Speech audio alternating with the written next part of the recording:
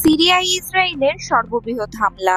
বাশার আল আসাদের সরকারের পতনের পর সিরিয়ায় হামলা জোরদার করেছে ইসরায়েলি বাহিনী। Syrian observatory for human rights জানিয়েছে, আসাদের পতনের পর ইসরায়েল ৩১০টি হামলা চালিয়েছে। এসব হামলার লক্ষ্য ছিল সিরিয়ার প্রতিরক্ষা কারখানা, অস্ত্র ও বিস্ফোরক গুদাম, বিমানবন্দর এবং বৈজ্ঞানিক গবেষণা কেন্দ্র।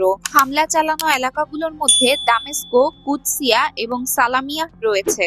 ইসরায়েল দাবি করেছে, তারা এসব হামলা উগ্রপন্থীদের হাতে অস্ত্র পড়ে যাওয়া রোধ করতে চালিয়েছে।